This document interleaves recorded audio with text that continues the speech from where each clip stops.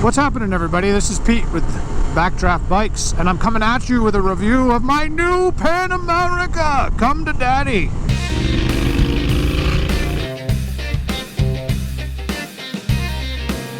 So folks, I know what you're thinking. If you're subscribed to my channel, please don't unsubscribe. But yes, I bought a Harley, and I wish I could repeat the things that my son has told me about being a Harley owner.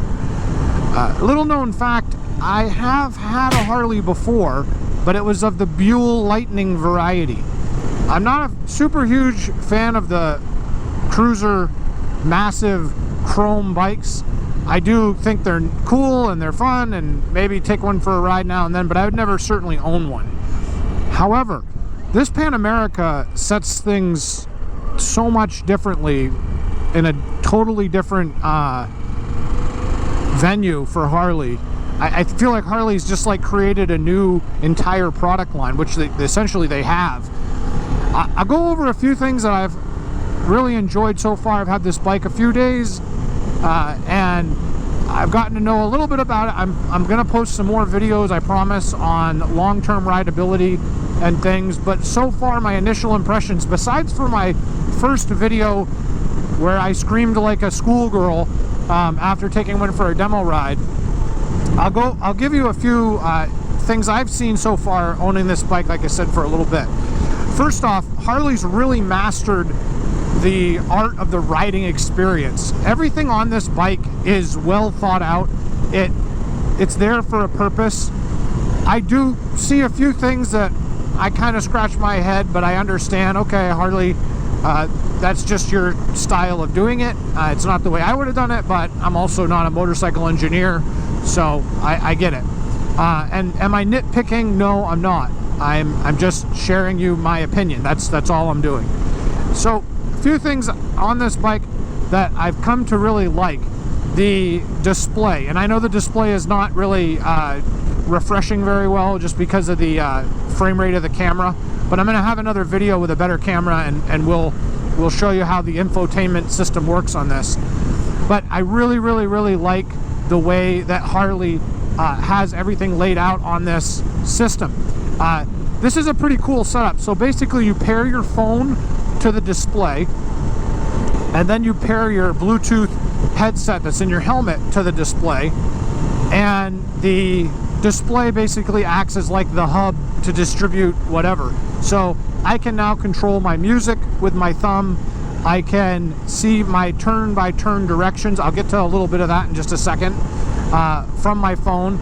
And I also have a battery meter for my phone, Bluetooth icon, cellular strength meter for my phone. I mean, it's really pretty cool that everything's right on the display. Again, the display, another thing really nice about it is it's touchscreen, and I can use my gloves to touch it. So that's pretty awesome. You know, if you have your phone and you have gloves on, you can't exactly swipe through things. This display is not that old GPS chunky feeling, but it's a real crisp screen, and it respects it if you're wearing gloves.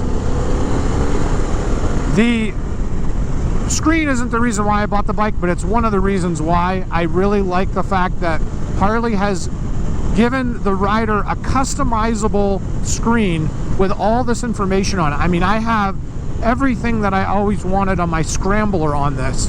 I've got outside air temperature, yes, which is important if you ride up here in the north and it's super duper cold sometimes, and you want to eke out, you know, right to the level of freezing. It also has temperature for coolant. It has the range, your trip meters, your odometer, turn-by-turn directions, RPM, obviously miles per hour, a gear shift indicator. I mean, it has everything. Battery voltage. It has everything that you would want on a display all on one page, and you can highlight certain pieces of information too and make them bigger, so you have that as like a priority. It's really good the way Harley laid this out. Somebody finally got it right with motorcycle displays. And again, I've driven a lot of bikes. The Triumph Tigers have a similar display, but again, it just doesn't have the same customizing ability and all of the information like this this layout does. So Harley nailed it out of the park on the infotainment instrument cluster. Now, let's talk about a little bit more about other features of the bikes. The bike's got some pretty cool technology on it as far as lean, roll control, corner ABS. The ABS itself, you can select one on the, this is a special, so on one of the 5 modes you can choose. You can choose road, rain, sport. There's tons of modes, but there's 2 customizable, and there's 2 off-road modes, and then there's 2 customizable, like custom present modes, which is kind of cool. So I'm like, okay, that's cool. You can completely dial in how you want it to ride, and then you can save it as a present, which is just super cool. I got to turn around here. There we go.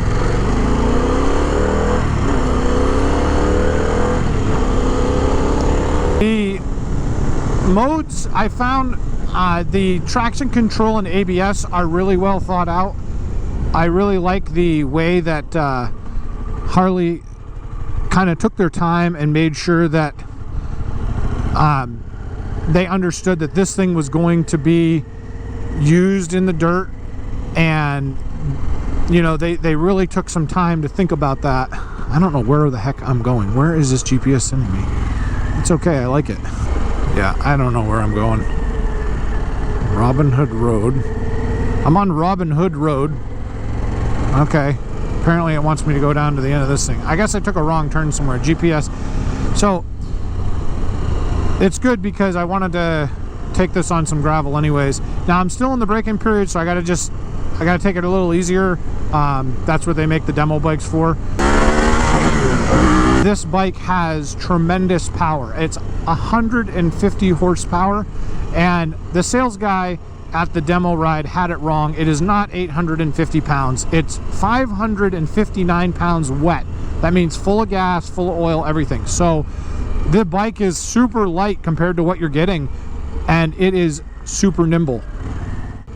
Again, with the inclusion of all the different ABS modes and the fact that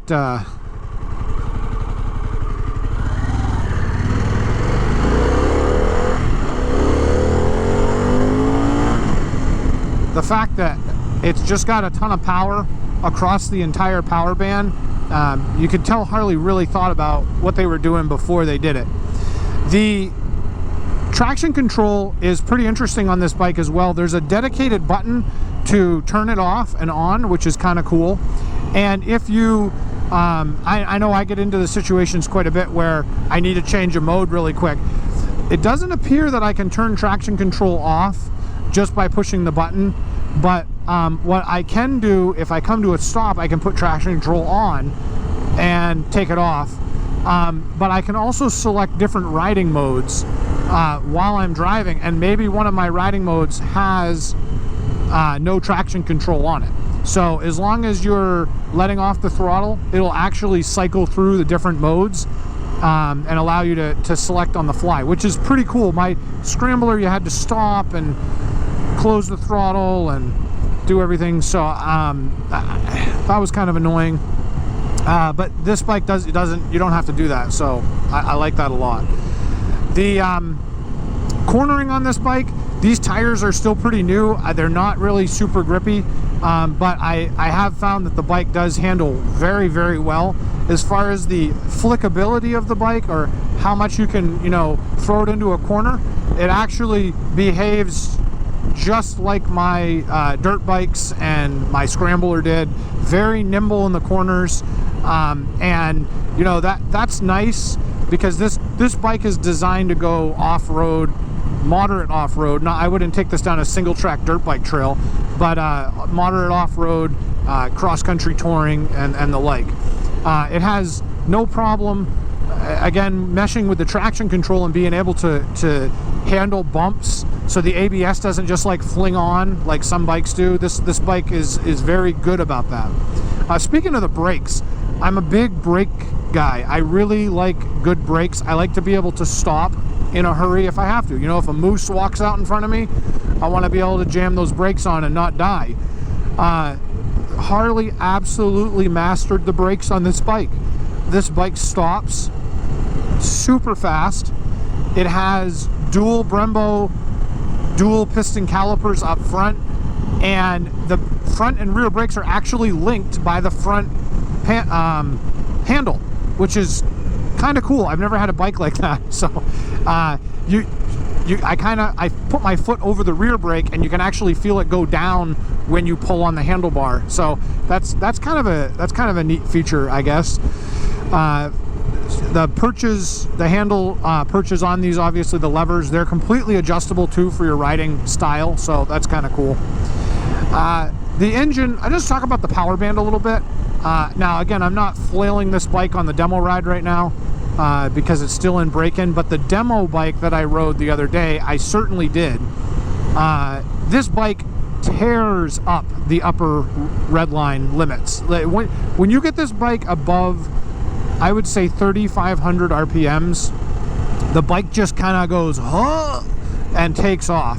It really likes the mid power band and upper limits of the RPMs. It really takes off, and it pulls right up to redline. I found myself bouncing off the rev limiter on the test drive several times. This bike does not have the Harley Davidson 0 RPM torque curve, so you don't have the same bounce off the 0 RPM torque right off the line. It doesn't. It's just a different feel. This is a totally different engine. It does have power down low, but it's not the neck snapping torque that Harley normally creates with their motors, and there's a totally different motor. That's why. Now, my Triumph Scrambler, again, I'm comparing a lot to that because I had put a lot of miles on that bike. The Scrambler had pretty good torque right off the line, but it petered out as it went up in the revs. And this bike is just the opposite. It's not too bad down low, but not that great. And then as soon as you get the RPMs up, you're going to see a massive amount of power come on all the way up to redline. So, you know, I've kind of talked a little bit about torque and RPMs on some of my different reviews I have on the channel here. I will tell you this, I think Harley struck a good balance between the torque curves and RPMs, because when you're in the dirt and you're trying to power over some sand or something, you do want some quick wheel spin, but you know, on a bike that's got a lot of torque, sometimes that can be a little violent, and you have to be very careful about how you use that power. So I like the fact that this bike does have a little bit of snap down low, but it's not uncontrollable snap at the twist of the wrist. It's rather controlled, and then you get the higher RPMs for the hill climb or whatever else you want to do. That is kind of nice. So all in all, I do like the torque curve. I wish it had a little bit more down low, but I'm not going to complain because the bike has 150 horses, so it's adequate. It's plenty adequate. I did talk a little bit about the controls. I found the over here the cruise control lever is a little funky. So you've got two buttons, one to turn on cruise control, one to turn off cruise control, and then a little rocker switch for acceleration, deacceleration. I don't know why Harley felt like they had to do that. I mean, it feels like I'm operating a Chevy Caprice cruise control system. Most modern bikes now with cruise control will have a single button that allows you to turn it on, and then you tap it again to set the cruise control. If you want to go faster, you crack the throttle up and click the button again, and it will set the miles per hour to whatever you want. This bike, you've got to turn it on, you got to get it to where you want, and then you got to set it. Now, one thing I noticed about this, it's not the same as, this is a drive-by-wire bike, right? So there's no throttle cable per se, but the adjustment of the miles per hour for the cruise control is kind of funny. When you push it, like on most cars and such, and even bikes, you push it, it will like notch up 1 mile per hour electronically, tink, tink, tink, tink, and go up or go down. This bike doesn't do that. You actually have to hold down the button and kind of like let the bike accelerate. So it's almost like I'm cracking the throttle open over on the left-hand side. It's just a weird setup. I'm not sure why they did it that way, but you know, to each his own.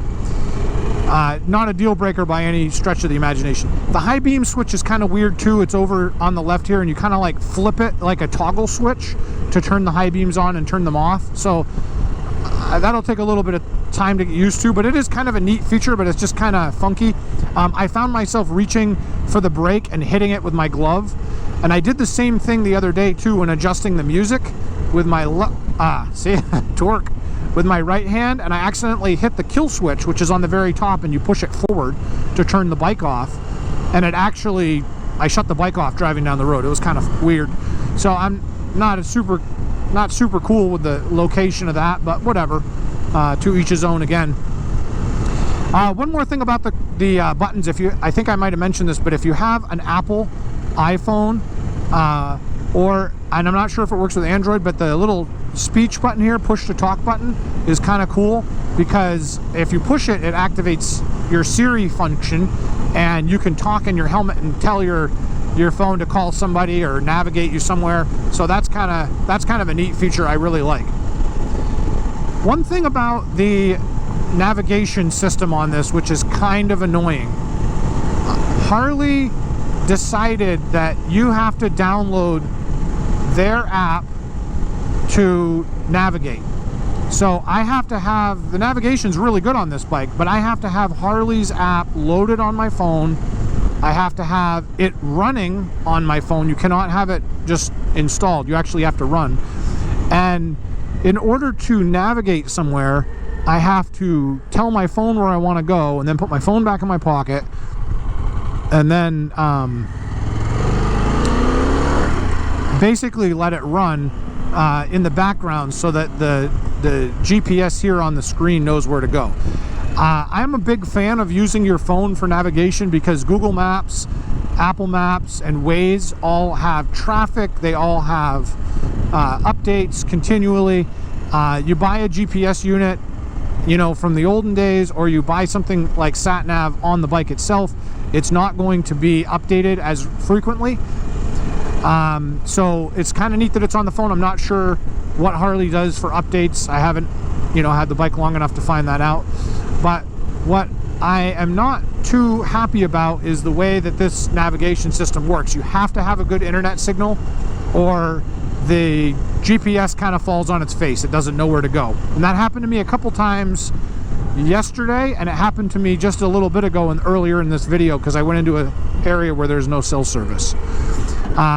So it's kind of bad that Harley makes you have to use their app for navigation. Why don't you just let me share Apple Maps or something like that to the screen? That would be so much better, but I don't know why. Maybe there's some reason they want to know where each Harley Davidson is running. I don't know.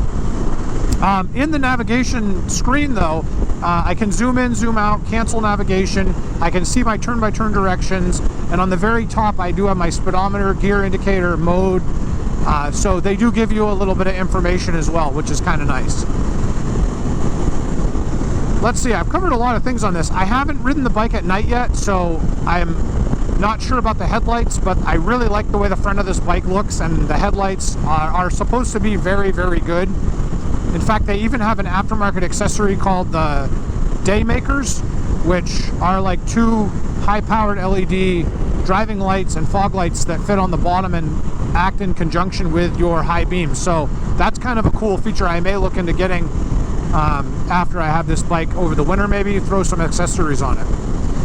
I wanted to just talk about a few things that I'm not super keen on. Number one, the exhaust on this bike looks ugly. It's got a massive like silencer muffler combination. I know there's lots of regulations on how loud a bike can be from the factory, but this is a Harley, and most people buy Harleys for the noise. So not having the ability to have that growling, grunting mode on a bike is kind of annoying. Now, they do make a Screaming Eagle, screamingly overpriced can set for this bike. It's a single, wicked expensive. I think the dealer quoted me like $1,500. So I'm just gonna wait until some good aftermarket options come out. You know, maybe somebody creates a can that's a little bit louder, looks a little better. This thing just is obtrusive. It almost looks like I have a prosthetic leg coming off the back of my motorcycle, and it's super duper quiet. Besides for that, I think the weight on it is like 17 pounds, so it's pretty heavy. The other thing that I'm not super keen about is the kickstand on this bike. They call it a Jiffy stand. I've never even heard that. Jiffy stand? Righto, Captain. The Jiffy stand comes off the left side and you have to push it forward to set it. When I demoed the bike, I thought I had the kickstand set and I actually tipped the bike over. So you really have to pay attention to that, when making sure it's fully extended and then the bike is leaning on it. And besides for that, the bike really leans over quite a bit on the stand, even if it's in the right position. It's a little scary. So thank goodness this special comes with a center stand. But you know, it's still, it would have been nice to just have a regular kickstand that deploys off the rear like normal. I'm not sure why they had to do it that way. Another thing about the bike that I found was super awesome is that you can customize the height, the ride height.